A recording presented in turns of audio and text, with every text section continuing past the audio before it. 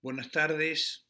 Bueno, hoy vamos a abordar en esta clase plenaria los conceptos generales del trasplante renal, sus aspectos clínicos, sus aspectos quirúrgicos y los resultados correspondientes a esta modalidad terapéutica de la insuficiencia renal crónica. A esta altura de la materia, ustedes ya conocen perfectamente bien que los trasplantes no es una actividad médica unipersonal, sino que se nutren de muchas especialidades independientemente del órgano o tejido a trasplantar. La conformación de nuestra cátedra es un claro ejemplo de ello. Comenzaremos con la definición, en donde el trasplante renal es el tratamiento sustitutivo de elección para todo paciente portador de insuficiencia renal crónica que no presente limitaciones cardiovasculares, respiratorias, gastrointestinales, hepáticas, nefrológicas, hematológicas, psiconeurológicas, infecciosas y oncológicas. Como toda definición, puede ser ampliada y a lo largo de la presentación vamos a ver que muchos de estos aspectos pueden ser considerados con diferentes modalidades terapéuticas. Ilustramos la definición con la finalización de un trasplante, donde muestra el riñón a nivel de la fosa ilíaca derecha, con sus vasos renales señalados por la pinza de disección, que fueron anastomosados a los vasos ilíacos del receptor. Fíjense la coloración que tiene el mismo, indicando una reperfusión excelente. Continuemos con las definiciones ahora vinculadas a el trasplante renal, en donde un autotrasplante, autoinjerto o autólogo es aquel trasplante que se realiza en el mismo individuo. Hay casos de cirugía de las arterias renales o algunos tipos de tumores que no permiten el tratamiento in situ, en donde el riñón es extraído, tratamos en lo que vamos a considerar cirugía de banco y posteriormente implantado. Esto es repetimos, un autotrasplante. El isotrasplante o trasplante singénico es el que se realiza entre dos individuos genéticamente idénticos.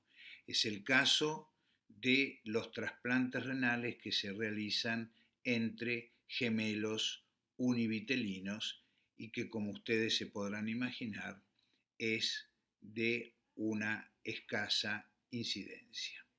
El allotrasplante u homotrasplante es aquel que se realiza entre personas de una persona a otra genéticamente diferente. Es el más frecuente tanto en donantes vivos como en donantes fallecidos. Y por último, el senotrasplante, que todavía se encuentra en fase experimental, también llamado heterotrasplante o xenogénico, que es aquel que se realiza entre miembros de diferentes especies. Vamos a ver ahora los hechos históricos del trasplante renal, muchos de los cuales ya lo habíamos presentado en la plenaria de la clase inaugural.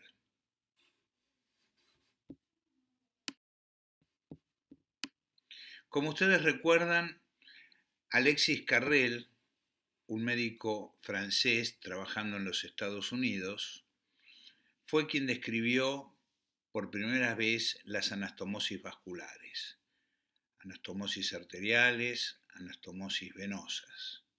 Y ustedes conocen también que las cirugías de los trasplantes es una cirugía de pedículos.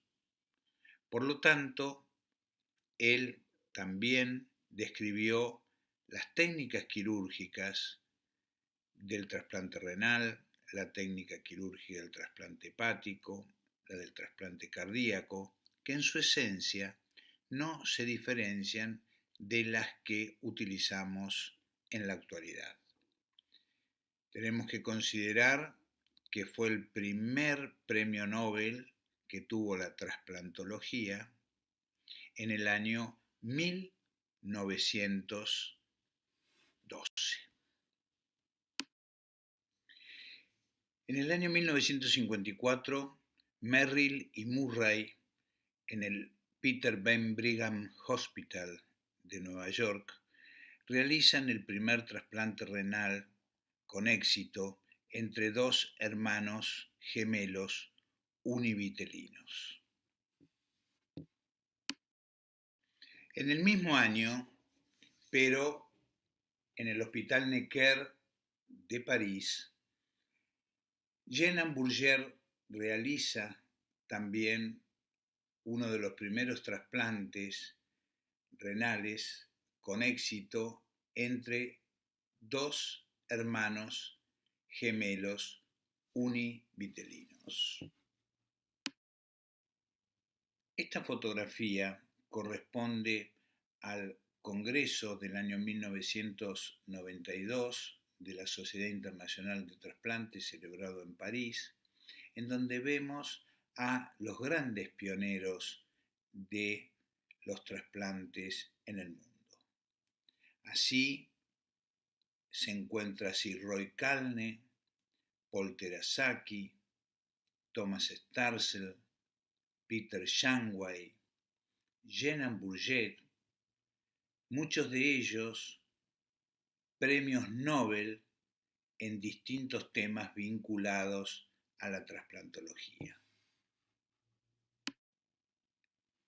Con el profesor José Carlos Fassi, decano de nuestra facultad entre los años 94 y 97, iniciamos los trasplantes renales en la provincia de Buenos Aires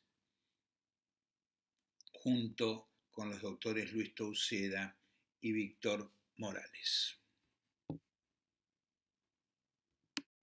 El principio del trasplante renal está basado en reemplazar un órgano enfermo, como en este caso un riñón con una poliquistosis renal, por otro sano en la imagen de la derecha, en donde estamos trabajando sobre el pedículo renal, adecuando los cabos anastomóticos para luego ser implantado.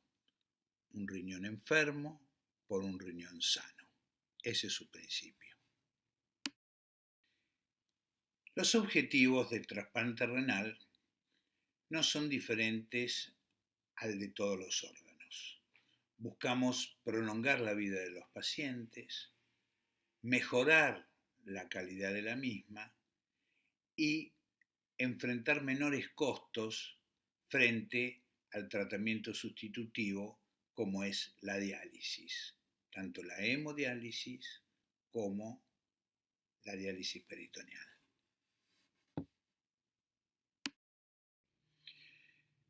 En cuanto a la supervivencia, prolongar la vida, nosotros podemos dividir a los pacientes en este trabajo multicéntrico del profesor Gerald Opels de la Universidad de Heidelberg, trabajo denominado Central Transplant Study, que en este caso es las cifras del 2017, en donde ustedes pueden ver cómo de la supervivencia a los 5 años, entre el año 1985 y 1999, llegaba en todos los trasplantes renales a un 70%.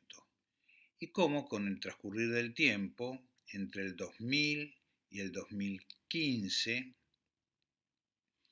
estos trabajos estas curvas son publicadas cada 2 años, cómo ha mejorado la supervivencia a los 5 años del riñón, del trasplante renal, que llega a más del 80% a los 5 años.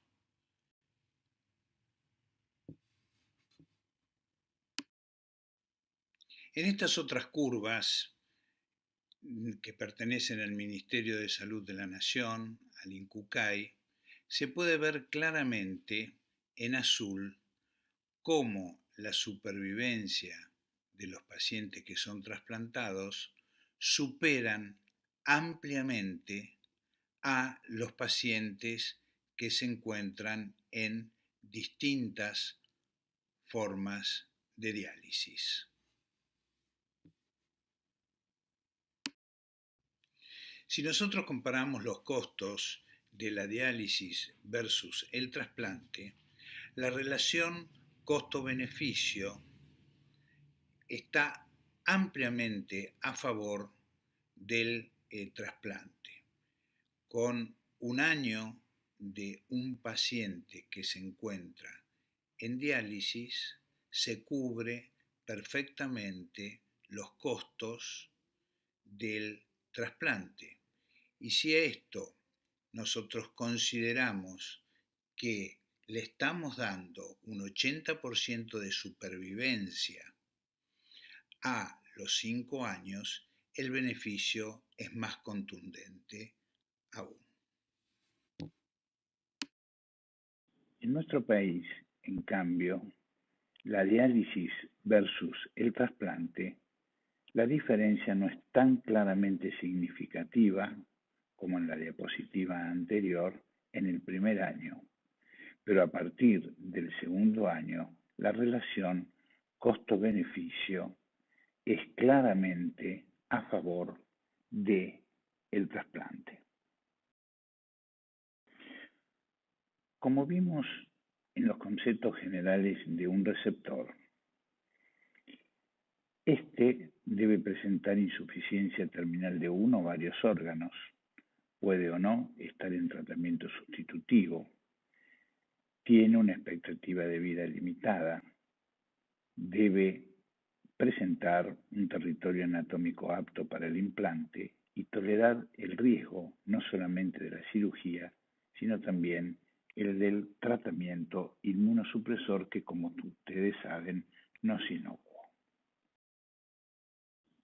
La indicación del trasplante renal es todo aquel paciente que presenta una insuficiencia renal crónica en estadio terminal y que generalmente, en la gran mayoría de los casos, se encuentra en hemodiálisis o en diálisis peritoneal. Las contraindicaciones del trasplante renal son aquellos pacientes que, además de su insuficiencia renal, por supuesto, tienen una neoplasia reciente o metastásica, presentan una infección de cualquier etiología pero activa, una enfermedad extrarrenal severa, adicto, enfermedad psiquiátrica grave, incompatibilidad ABO, aunque vamos a ver que hay estrategias complejas que permiten el trasplante ABO incompatible, y todos aquellos que presentan un cross-match positivo contra el donante. La etiología más frecuente de los pacientes que son sometidos a trasplante es la nefropatía diabética, le sigue la nefroangioesclerosis hipertensiva. Las causas desconocidas constituyen un grupo importante y otras afecciones completan el listado básico. A los pacientes los evaluaremos en primer término con una entrevista de información, si es posible con familiares presentes, en donde a través de un consentimiento informado detallado se le explicará con claridad a la nueva situación que van a enfrentarse de ser trasplantados. Se realizará la historia clínica detallada, el laboratorio y exámenes complementarios, la evaluación por aparatos y sistemas, por supuesto, el estudio de compatibilidad tisular, considerando el grupo sanguíneo, el HLA y el crossmatch contrapanel. Se establecerán de esta forma eventuales contraindicaciones, la posibilidad de recurrencia de enfermedad previa o desarrollo de neoplasias. Estudios específicos serán todos aquellos que surjan de la evaluación clínica, del laboratorio, de los exámenes complementarios y de la evaluación por aparatos y sistemas. Consideramos a la compatibilidad tisular como un estudio fundamental para establecer el pronóstico de la supervivencia de nuestros pacientes que se sometan a un trasplante renal. Nuevamente citaremos al Central Transplant Study de la Universidad de Heidelberg, en donde vemos cómo a medida que tenemos una compatibilidad mayor, la supervivencia del injerto es más satisfactoria. Fíjense que a los 20 años del trasplante, cuando existen 6 compatibilidades, la supervivencia llega al 50%. Si esto lo enfrentamos con los resultados en la hemodiálisis, claramente el trasplante renal tiene sus beneficios. Vamos a ver este esquema ahora vinculándolo al trasplante renal, en donde los receptores que tienen una enfermedad terminal pueden, la mayoría de ellos, ir a tratamiento sustitutivo, como dijimos, tanto a diálisis peritoneal como a hemodiálisis en la mayoría de los casos, y de allí ir al trasplante. Esto es el circuito más frecuente. Si ese trasplante fracasa en forma inmediata o mediata, tendrá la posibilidad de recibir un segundo, un tercero o un cuarto trasplante más raramente. Cada fracaso del trasplante regresa a su situación de una enfermedad terminal, a un tratamiento sustitutivo y eventualmente a otro trasplante.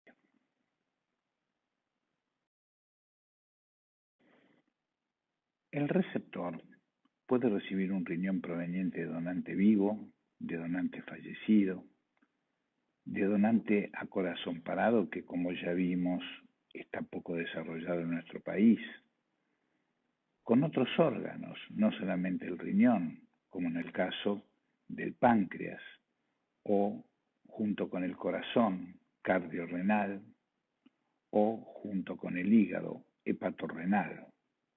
Generalmente recibe un órgano único, aunque hay algunas circunstancias cuando la masa glomerular es insuficiente, podrá realizarse un trasplante doble. Ya hemos visto los conceptos generales del receptor y ahora vamos a abordar los conceptos generales de los donantes. Empezaremos primero con el donante vivo, en donde ilustramos esta diapositiva con una mujer joven en posición de cúbito lateral derecho, en donde exponemos el campo operatorio para realizar una nefrectomía izquierda para llevar ese riñón a un receptor en forma simultánea. Cuando indicamos un trasplante renal con donante vivo, generalmente lo hacemos con una pareja donante-receptor relacionada. Más raramente hay casos de trasplante renal no relacionados o más raramente aún también el ya conocido trasplante renal cruzado. ¿Cuáles son los principios que rigen los trasplantes renales con donante vivo? Generalmente, como dijimos en la diapositiva anterior, son relacionados. Es un procedimiento electivo, ya que es programado en forma simultánea, generalmente en quirófanos contiguos. Tiene, al ser relacionado, una menor incidencia de rechazo. Al ser simultáneos, disminuyen los tiempos de isquemia, por lo tanto, generalmente se presentan con diuresis inmediata. Pero tenemos que tener en cuenta que si bien es baja, existe la posibilidad de morbilidad e incluso de mortalidad. De la misma manera que evaluamos el receptor, realizaremos la evaluación de nuestro donante vivo. Lo haremos a través de la entrevista de información, generalmente con presencia del donante y del receptor, la historia clínica detallada, teniendo en cuenta de que estamos frente a un individuo sano, laboratorios y exámenes complementarios. Evaluaremos al potencial donante por aparatos y sistemas. Realizaremos la compatibilidad tisular, teniendo en cuenta el grupo sanguíneo, el HLA y el crossmatch. Estableceremos eventuales contraindicaciones y estudios específicos como la función renal, serología, ecografía renal, el radiorenograma isotópico y la angiografía, más raramente ahora la angiografía renal, para ver las características de los vasos renales. Antes de comenzar con las técnicas quirúrgicas en el donante vivo, en el donante fallecido y en el receptor, conviene que hagamos un pequeño recuerdo anatómico de los elementos a considerar. Esto es una disección del retroperitoneo, en donde nosotros vemos en rojo la aorta con el ostium seccionado de la arteria mesentérica superior, por debajo la afluencia de las dos arterias renales, por debajo de las mismas la afluencia de la arteria mesentérica inferior y la división en ambas arterias ilíacas. A la derecha, en azul, la vena cava inferior con el ostium de inserción de las venas suprahepáticas, por debajo la afluencia de la vena renal izquierda y de la vena renal derecha. Fíjense la diferencia de longitud entre una y otra y que por ello es más dificultosa la anastomosis de el trasplante con riñón derecho que con el riñón izquierdo. Vemos el pedículo renal izquierdo con la arteria y la vena, la afluencia de la vena suprarrenal izquierda con su glándula. A la derecha vemos la vena adrenal derecha con la glándula adrenal homolateral. En blanco estamos viendo el uréter derecho con su desembocadura en la vejiga y a la izquierda el uréter izquierdo con su desembocadura también en la vejiga. Ambos parénquimas normales son de forma y tamaño normal. Vamos a ver ahora la cirugía en el donante. La extracción en el donante vivo podemos realizarla por cirugía abierta a través de una lumbotomía con o sin resección costal,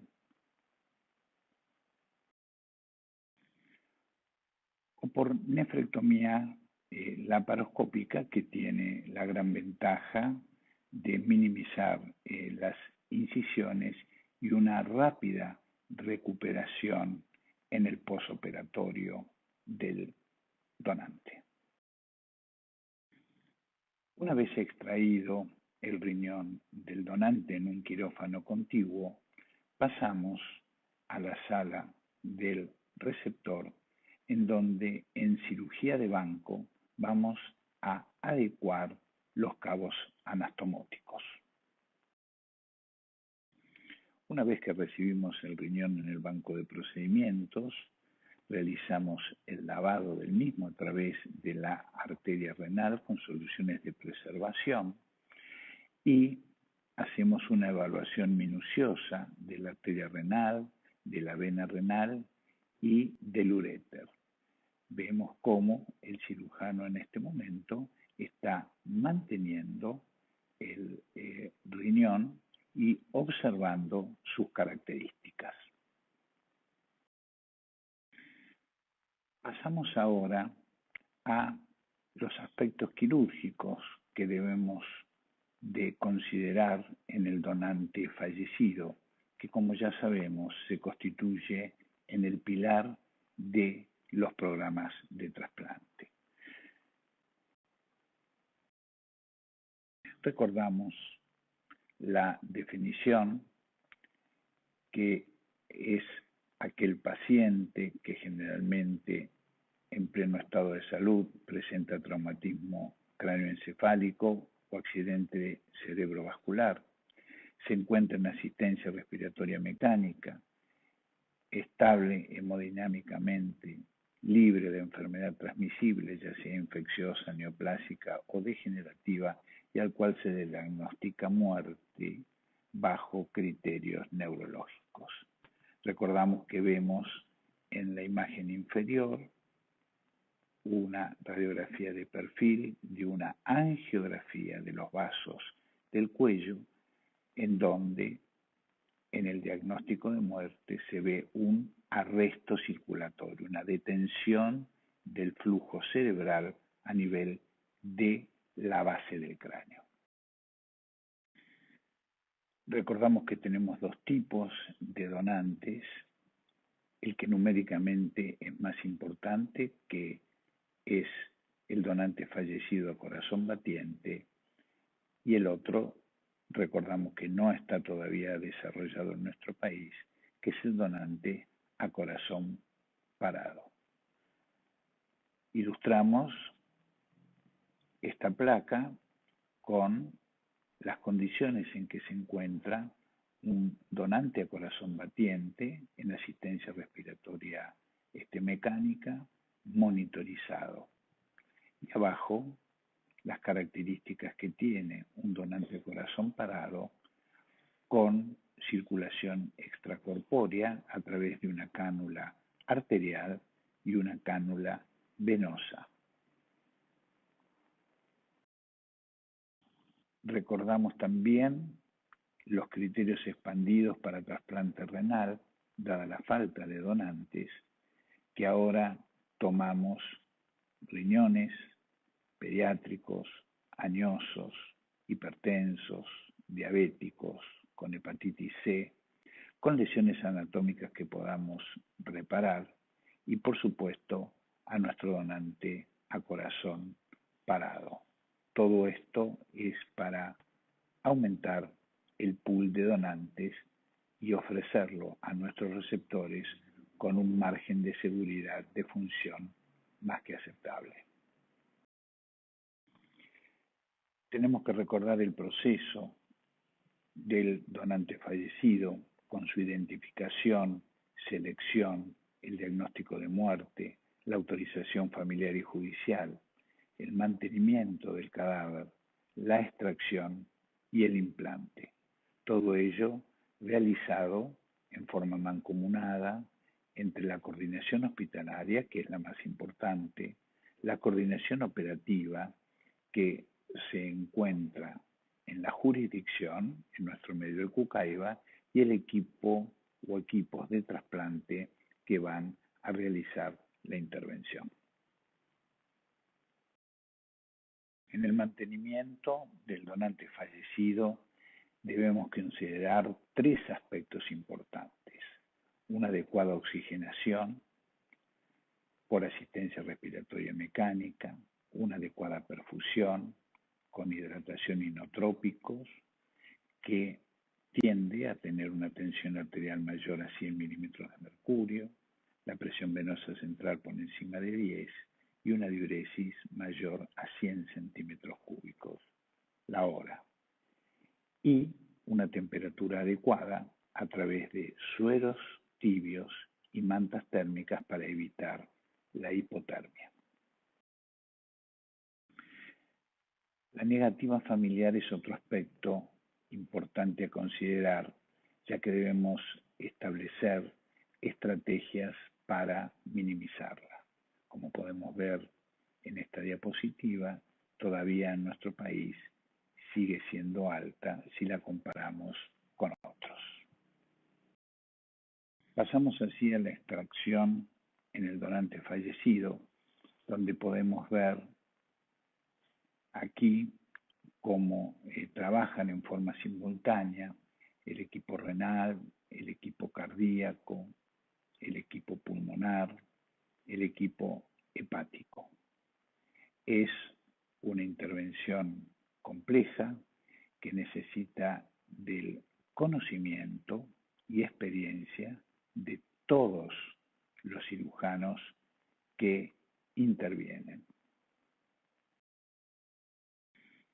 Aquí ya está hecha la laparotomía y la disección del retroperitoneo, en donde vemos la aorta, la afluencia de la arteria mesentérica inferior y la bifurcación de ambas arterias ilíacas. Por debajo de la misma encontramos a la vena cava inferior.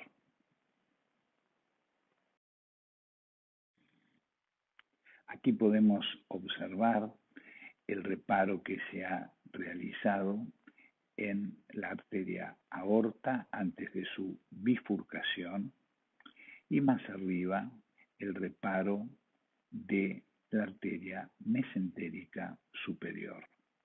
Por debajo, con las lazadas en blanco, la vena mesentérica superior o mesaraica mayor. Una vez reparados los grandes vasos, se procede a la canulación de la aorta por encima de su bifurcación y de la vena cava inmediatamente por encima también de su bifurcación. Aquí nosotros observamos la cánula arterial, la cánula venosa y el reparo de la vena renal izquierda, el que ustedes recordarán como compás aorto-mesentérico. A través de la cánula arterial se procede a la perfusión de los líquidos de preservación y con la cánula venosa a recoger los mismos ya lavado todo el compartimento abdominal. Una vez que se realizó la extracción del bloque renal, vamos a empezar a trabajar en la cirugía de banco, pero esta vez en el donante fallecido. Así se reciben en el banco de procedimientos ambos riñones lavados, enfriados a 4 grados, con un bloque que procederemos a dividirlo.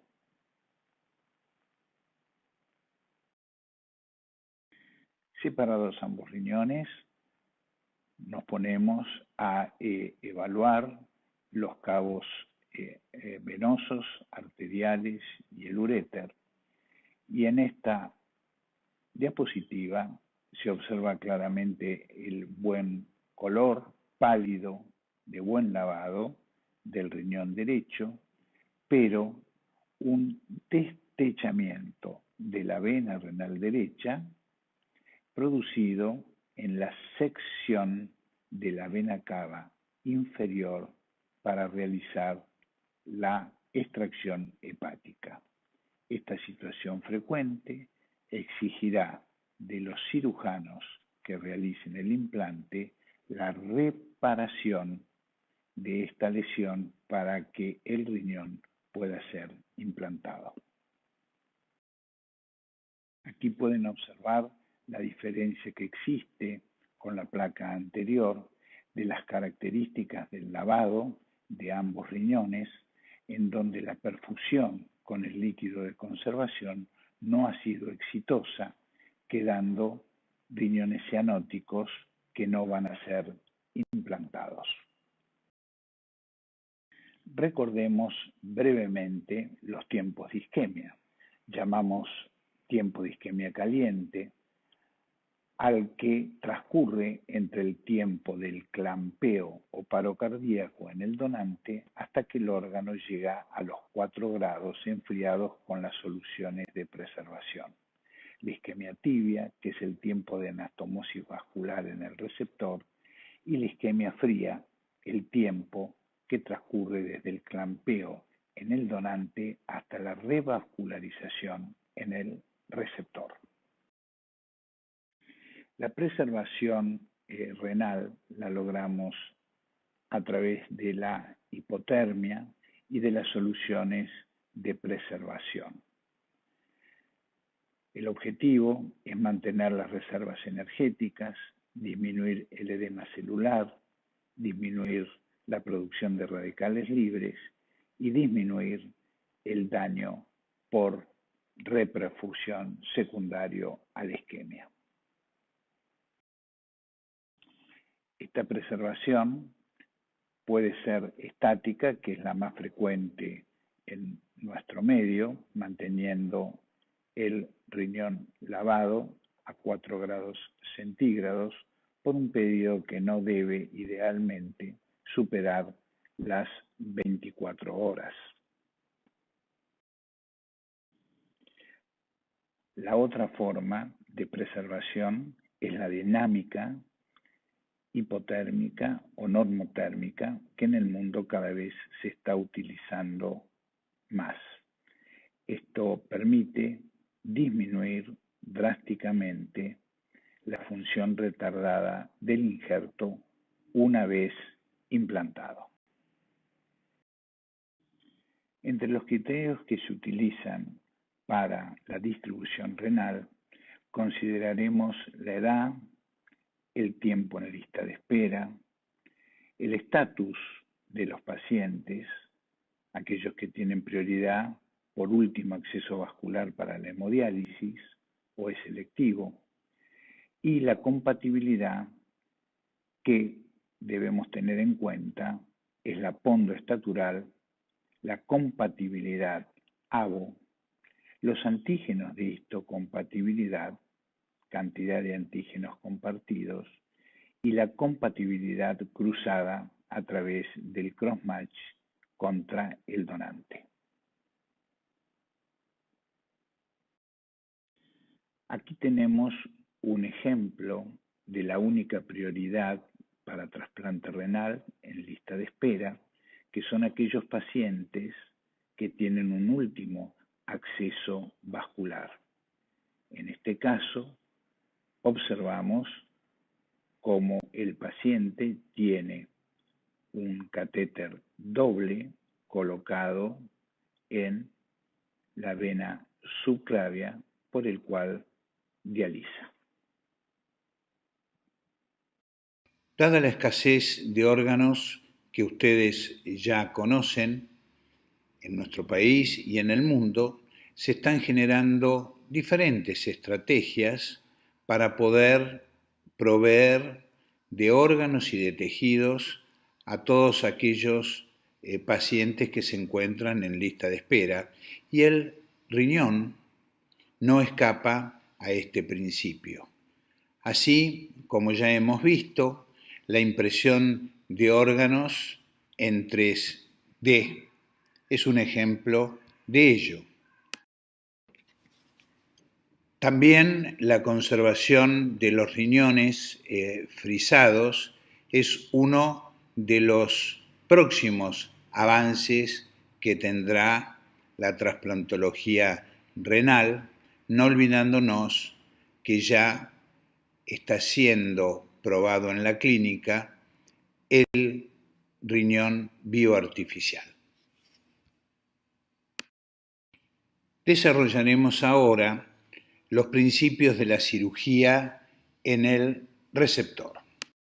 Es de indicación frecuente la nefrectomía de los riñones propios en el receptor. En este caso, la nefrectomía urétero-nefrectomía bilateral por reflujo vésico-ureteral para de esa manera eliminar dos focos potenciales de infección que llevaron al paciente a la insuficiencia renal.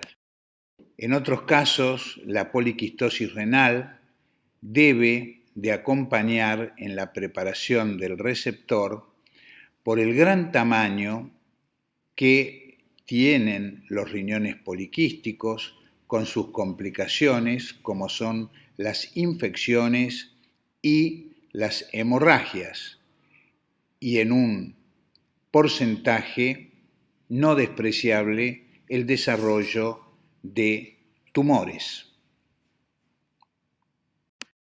Los estudios pretrasplante a veces permiten detectar tumoraciones en los riñones propios, como en este caso, que la nefrectomía fue indicada ante la presencia de un nódulo en el riñón propio insuficiente.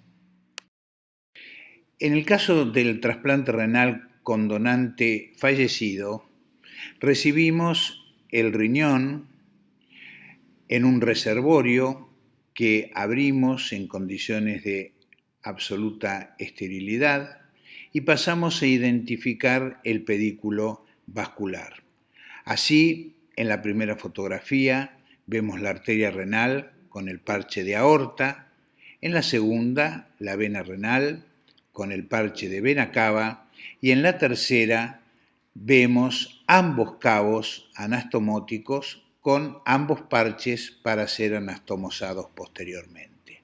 Nótese la buena perfusión, el buen lavado que tiene el riñón, así como el uréter con tejido periureteral que asegura una correcta vascularización. Durante la cirugía de banco, en muchas oportunidades, debemos de utilizar determinadas técnicas, en este caso de microcirugía, para poder reparar lesiones que se produjeron durante la extracción. En este caso, vemos claramente cómo un catéter es introducido dentro del ostium de la arteria renal, por el cual estamos perfundiendo solución de conservación. Nótese en el extremo arterial el parche de Carrel que utilizaremos para la confección de la anastomosis arterial en la arteria ilíaca. Un poco más abajo, como una arteria polar inferior que había sido seccionada, es suturada al tronco de la arteria renal para impedir que el sector que la irriga se necrose.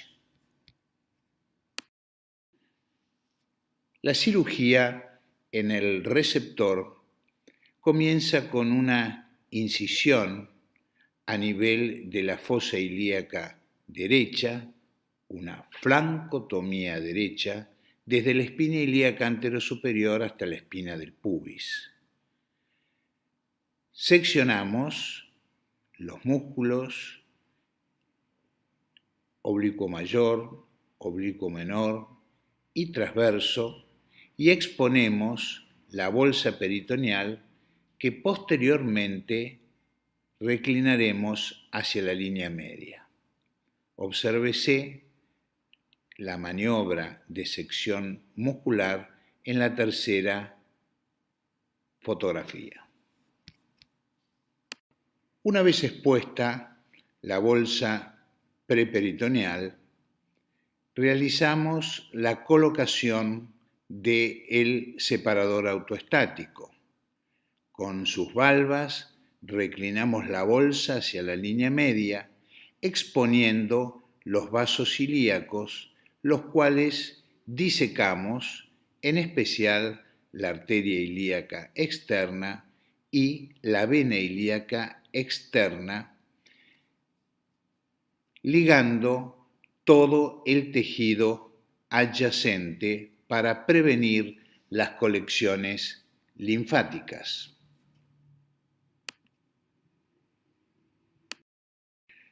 Reclinamos la arteria renal, como se ve en la primera fotografía, y exponemos la vena ilíaca externa que clampeamos y realizamos una venotomía de la misma longitud que el parche de la vena renal en el riñón donado.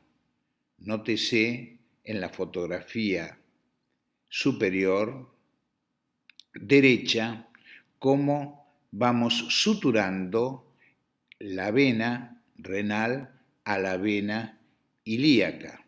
En la fotografía inferior, la anastomosis está finalizada y clampeada la vena renal que, liberado el clampeo de la vena ilíaca externa, impide el reflujo de la sangre hacia el riñón. Allí podemos ver claramente que se ha revascularizado el retorno venoso de la pierna, restituido el retorno venoso de la pierna y el riñón continúa sin ser perfundido. Una vez finalizada la anastomosis venosa, vamos a realizar la anastomosis arterial. Clampeamos la arteria ilíaca externa, realizamos una arteriotomía y empezamos a suturar la arteria renal sobre la arteria ilíaca. Colocamos un clamp sobre la arteria renal y restituimos la circulación arterial en el miembro inferior. Pasamos entonces a la liberación de los clamps que se encuentran a nivel de la arteria y de la vena renal. El riñón está perfundido, con buena coloración y consistencia y con una buena circulación a nivel del uréter y del tejido periureteral.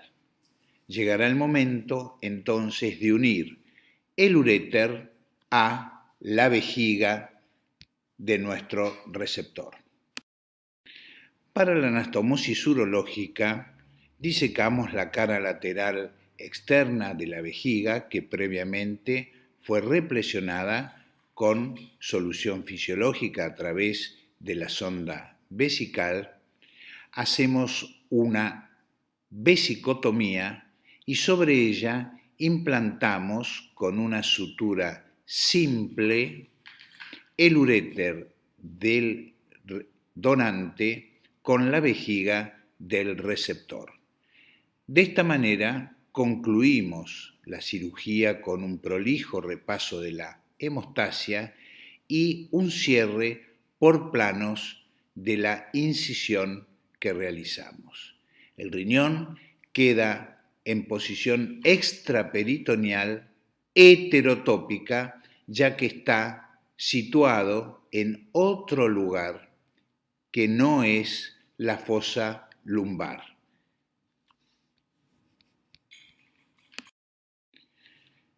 Ya conocemos la inmunosupresión que utilizamos en trasplantes.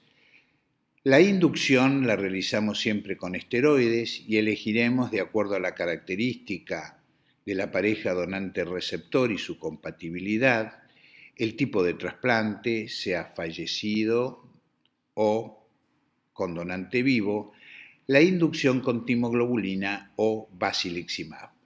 Mantenemos el esquema inmunosupresor con algunas de estas drogas, siendo la combinación más frecuente con esteroides, tacrolimus y micofenolato. Entre las complicaciones médicas más frecuentes encontramos la falla primaria del injerto, la insuficiencia renal aguda del riñón trasplantado. Dura aproximadamente entre 7 y 15 días, a veces menos, a veces más, tiempo durante el cual debemos apoyar a nuestro paciente con hemodiálisis posoperatoria. El rechazo está presente aproximadamente en el 20% de los casos.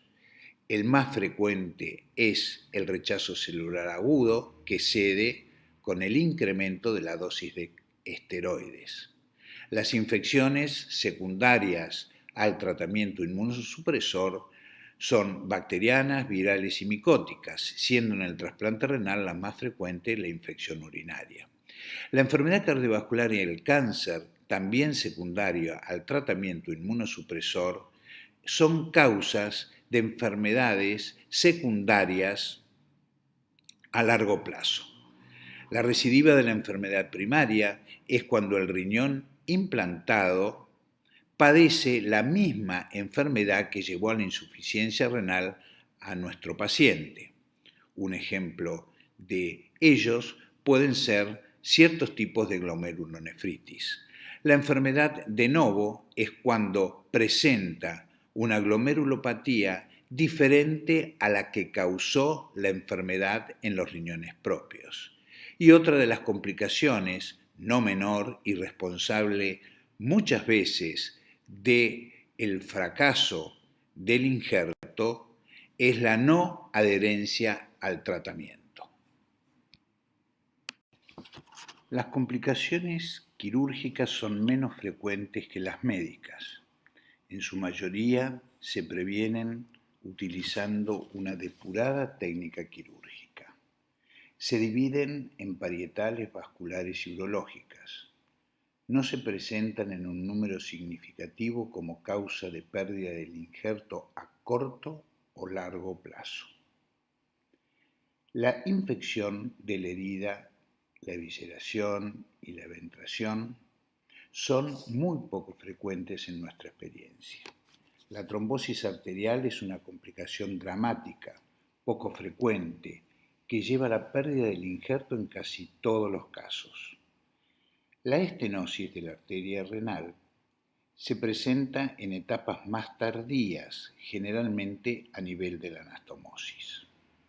La trombosis venosa es más frecuente en la literatura. El diagnóstico precoz da más chances de tratamiento quirúrgico y recuperación del injerto. El linfocele es una colección linfática perirrenal. Tiene una incidencia entre el 5 y el 10% y en general se resuelve espontáneamente. Cuando la linfa se exterioriza por la herida se denomina linforragia.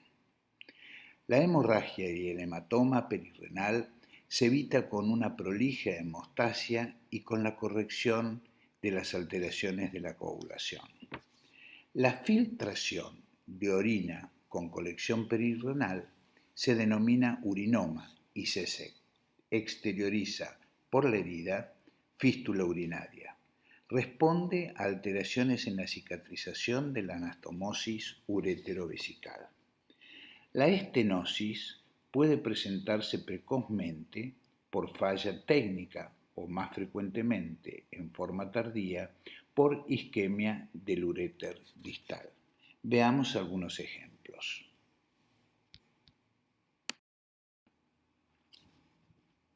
Aquí mostramos una eventración gigante en una paciente portadora de enfermedad pulmonar obstructiva crónica con función renal normal. Como ustedes imaginarán, la resolución quirúrgica con malla biológica será muy compleja. Esta colección líquida que desplaza la vejiga hacia la línea media es un linfocele. Por su gran tamaño exigió tratamiento quirúrgico. El mismo consiste en abrir una ventana al peritoneo por vía laparoscópica para que la linfa sea reabsorbida.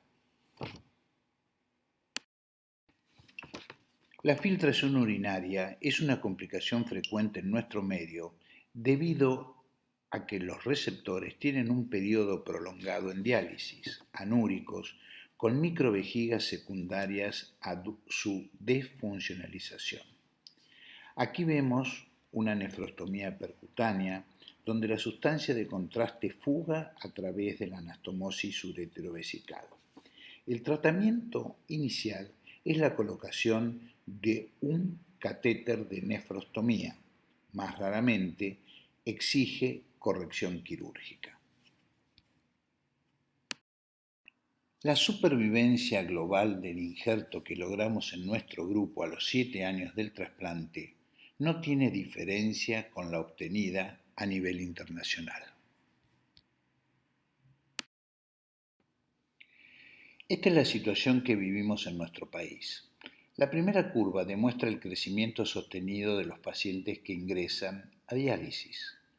La segunda, aplanada, el ingreso a lista de espera para un trasplante renal. Luego, la tasa de trasplantes renales realizados. Y por último, los donantes fallecidos por millón de habitantes y por año, que para el 2018 fue de 15.75 y en el año 2019 alcanzó los 20 donantes por millón de habitantes y por año. Recordemos que España obtuvo una tasa en 2019 de 50 donantes por millón de habitantes y por año. Lamentablemente, en Argentina, la balanza se inclina en contra de nuestros receptores. El objetivo es llegar al equilibrio entre el ingreso a lista de espera y su egreso por trasplante, no que egrese por su fallecimiento. Para ello, la incorporación del coordinador hospitalario de trasplante según el modelo español en las instituciones médicas de nuestro país incrementará el número de donantes fallecidos para cumplir con ese objetivo. Así quedó demostrado en los países que utilizan ese modelo. La ecuación es fácil. Coordinación hospitalaria implica aumento de la donación y los trasplantes.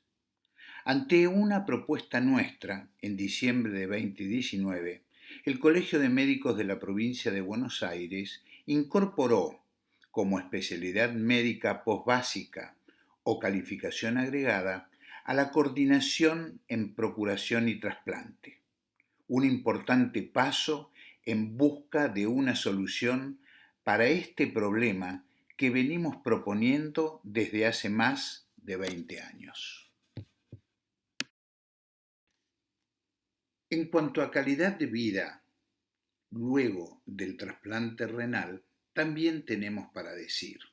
A modo de ejemplo, nuestros pacientes participan regularmente de la maratón anual que organiza nuestra universidad.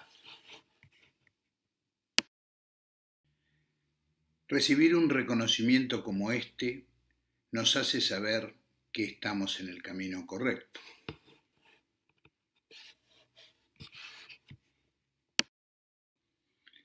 Vamos a finalizar con esta frase: sin donantes no hay órganos y sin órganos no hay trasplantes. Muchas gracias por su atención.